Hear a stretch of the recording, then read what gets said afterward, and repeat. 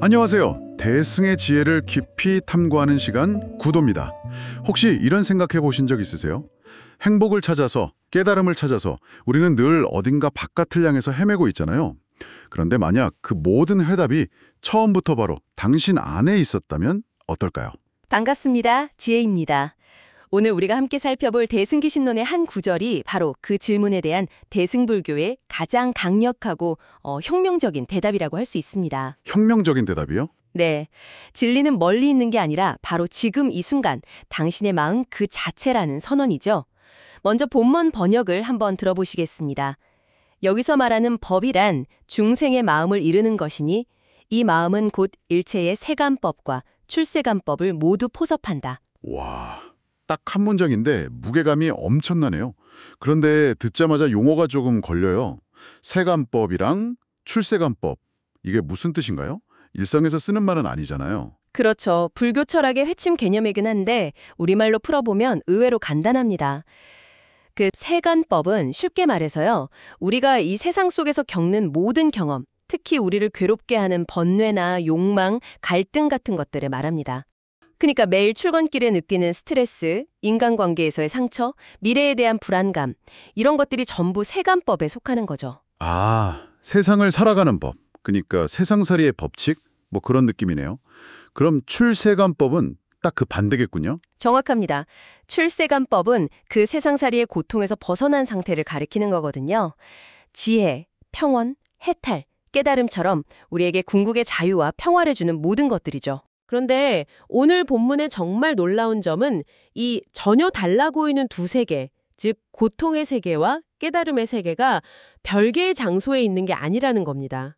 전부 당신의 마음 하나에 담겨 있다고 선언하는 데 있습니다. 알겠습니다. 그럼 이 구절이 대승기신론 전체에서 어떤 위치를 차지하는지, 왜 이렇게 중요한지부터 짚고 넘어가면 좋겠어요. 물론입니다. 이 책은 거대한 사상의 지도로 펼치기 전에 먼저 두 가지를 설명하겠다고 예고했어요. 우리가 지금부터 이야기할 대승의 진리, 즉 법이란 무엇인가, 그리고 그 법이 담고 있는 위대한 의미, 의란 무엇인가, 이 두 가지요. 아, 법과 의. 네, 오늘 본문은 바로 그 첫 번째, 법이란 대체 무엇인가라는 가장 근본적인 질문에 답하는 부분입니다. 그러니까 모든 논의의 출발점이자 주춧돌인 셈이군요. 그렇습니다.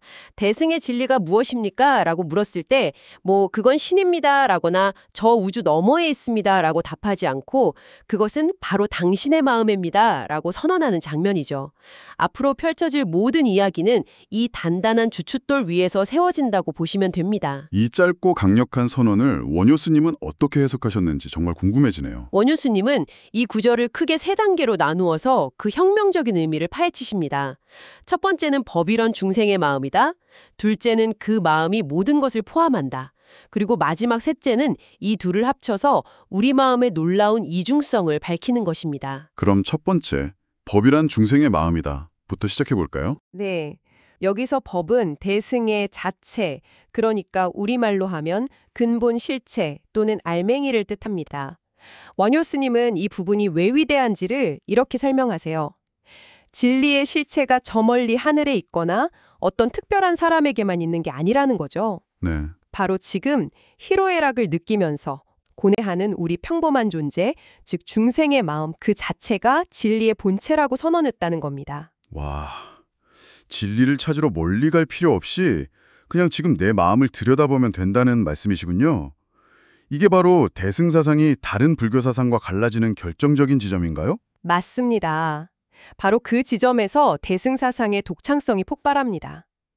이전의 관점들이 개별 현상들의 특성, 예를 들어 이것은 선하다, 저것은 악하다, 이렇게 현상을 분석하는 데 집중했다면 대승은 한 걸음 더 나아가는 거죠. 한 걸음 더요? 네. 그 모든 선과 악, 기쁨과 슬픔이 비롯되는 근본 바탕이 대체 무엇인가? 라고 묻습니다. 그리고 그 답을 외부가 아닌 하나의 마음, 즉 일심에서 찾는 겁니다. 잠깐만요. 그 말씀은 제 스트레스나 불안감이 결국 제 마음 탓이라는 거잖아요. 솔직히 그건 좀 억울하게 들리는데요. 저를 힘들게 하는 건 분명 외부의 상사나 힘든 상황인데 왜 그 원인을 제 안에서만 찾아야 하는 거죠? 아주 중요한 질문이고 많은 분들이 그렇게 생각합니다. 근데 이건 책임을 묻는 개념과는 조금 달라요. 비유를 하나 들어볼까요? 네, 비유요. 영화관에서 스크린에 무서운 괴물이 나타나서 우리가 공포에 떤다고 해보죠. 이때 괴물은 스크린에 있지만 그 이미지를 만들어내는 근원은 바로 영상의 필름이잖아요. 그렇죠. 영상이죠. 대승의 관점은 당신을 괴롭히는 상사나 힘든 상황은 스크린에 비친 이미지와 같고 그 이미지를 괴롭다고 해석하고 투사하는 영사기가 바로 당신의 마음이라는 겁니다. 세상을 바꾸고 싶으면 스크린을 닦을 게 아니라 내 영사기부터 점검하라는 이야기죠. 아, 영사기 비유를 들으니까 확 와닿네요. 내 마음이 세상을 비추는 영사기다. 알겠습니다. 그럼 두 번째 해석으로 넘어가 보죠. 이 마음은 모든 것을 포섭한다는 부분은 어떤 의미인가요? 네, 말 그대로 우리 마음이 세상 모든 것을 품고 있다는 의미입니다. 원효 스님은 이 포섭이라는 개념이야말로 대승의 광대한 스케일을 보여준다고 강조하셨습니다. 모든 것이라면 대체 어디까지를 말하는 건가요?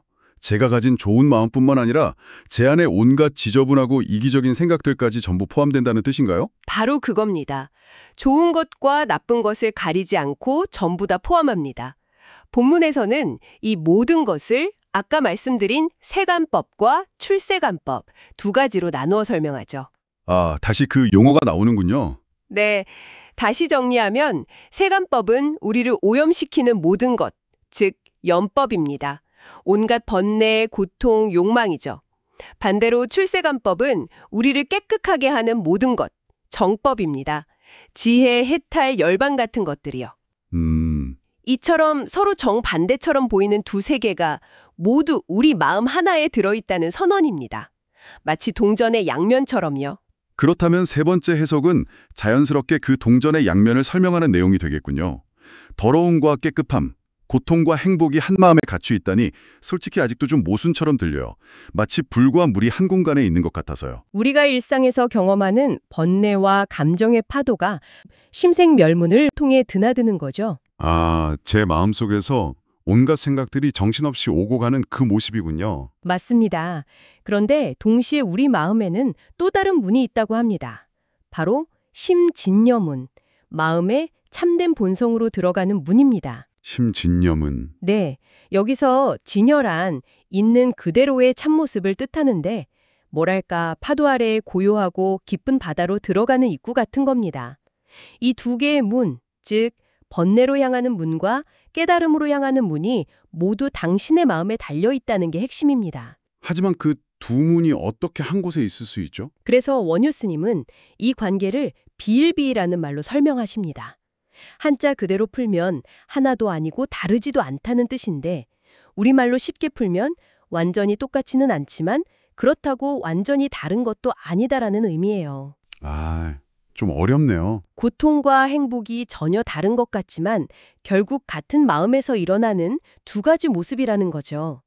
이 둘을 모두 품고 있는 것, 고통의 가능성과 행복의 가능성을 모두 끌어안고 있는 것이 바로 대승이 말하는 진정한 법, 즉 우리 마음의 진짜 실체라는 겁니다. 알겠습니다. 정리가 되네요. 진리는 내 마음이고 그 마음 안에는 괴로움으로 가는 문과 깨달음으로 가는 문이 모두 들어있다. 그럼 이 가르침을 아는 것이 우리의 실제 삶이나 수행에 어떤 변화를 줄 수 있을까요? 당장 내일 출근하는 저에게 어떤 도움이 될 수 있죠? 아주 실질적인 질문이네요.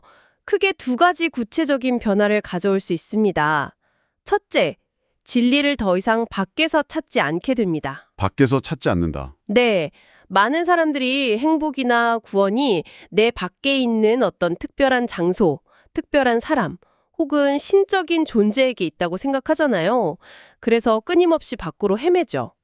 하지만 오늘 이 내용을 제대로 이해한다면 모든 문제의 해답과 가능성의 열쇠가 바로 내 마음 안에 있음을 확신하게 됩니다. 수행의 중심이 외부가 아닌 내부로 바로 서게 되는 것이죠. 끝없는 방황을 멈추고 내면으로 돌아오게 되는군요. 그럼 두 번째는 무엇인가요? 둘째, 일상과 수행을 분리하지 않게 됩니다. 우리는 흔히 절이나 명상센터에서 하는 것만 수행이라고 생각하고 회사나 가정에서의 삶은 그냥 속세의 일이라고 치부하곤 하잖아요. 맞아요. 저도 그래요. 하지만 회사에서 상사 때문에 스트레스를 받거나 인간관계로 힘든 순간, 즉 세간법의 영역 역시 내 마음이라는 영상기가 만들어낸 현상임을 알게 되는 거죠. 그러면 그 순간이 곧 내 마음을 관찰하고 닦는 최고의 수행의 장이 되는 겁니다. 네, 번뇌 속에서 오히려 깨달음의 가능성, 즉 출세간법을 발견하게 되는 것이죠. 괴로움이 더 이상 피해야 할 대상이 아니라 수행의 재료가 되는 셈입니다. 이 복잡하고 심오한 개념을 조금 더 쉽게 이해할 만한 비유가 있을까요? 아까 영사기 비유가 정말 좋았거든요. 물론입니다. 이 가르침 전체를 관통하는 가장 유명한 비유가 바로 바다와 파도의 관계입니다. 바다와 파도요. 들어본 것 같아요. 네, 거대한 바다 전체가 바로 우리의 마음, 일심이라고 한번 상상해 보세요. 이 바다는 모든 것을 담고 있죠. 바람이 불면 바다 표면에는 크고 작은 파도들이 일어납니다. 이 파도들은 끊임없이 변하고 부서지고 불안정하죠. 때로는 거대한 폭풍이 몰아쳐 모든 것을 집어삼킬 듯이 사납기도 하고요. 네. 이것이 바로 우리가 겪는 고통과 번뇌의 세계, 즉 세간법입니다. 네, 제 마음속 모습이랑 똑같네요. 하지만 파도가 아무리 거세게 몰아쳐도 바다 깊은 곳은 늘 고요하고 평온합니다. 표면의 소란스러움이 전혀 닿지 않는 영원한 평화가 그곳에 있죠. 이것이 바로 미혹에서 벗어난 깨달음의 세계, 출세간법입니다. 와, 그 비유를 들으니까 갑자기 머리가 띵하네요. 그럼 제가 평생 나라고 생각해왔던 제 감정이나 생각의 소용돌이는 그냥 바다 표면의 파도에 불과했다는 거군요. 그 밑에는 한 번도 흔들린 적 없는 고요한 바다가 계속 있었다는 거고요. 이걸 왜 아무도 진작 말해주지 않았을까요? 바로 그 깨달음이 핵심입니다. 거칠게 출렁이는 파도도 결국 바다의 일부고 그 아래의 깊은 고요함도 바다의 일부입니다. 둘은 겉모습은 달라도 결국 본질은 같은 물이죠. 아, 같은 물이니까? 네. 파도와 깊은 물은 따로 존재하는 게 아니거든요. 파도는 바다를 떠나 존재할 수 없고 고요함도 바다를 떠나 존재할 수 없죠. 하나의 바다가 표면에서는 파도치고 깊은 곳에서는 고요한 것입니다. 그래서 우리는 파도, 즉 번뇌를 억지로 없애려고 애쓸 필요가 없습니다. 없앨 필요가 없다. 네. 그 파도가 일어나는 바로 그 자리가 본래 고요한 바다라는 사실을 아는 것.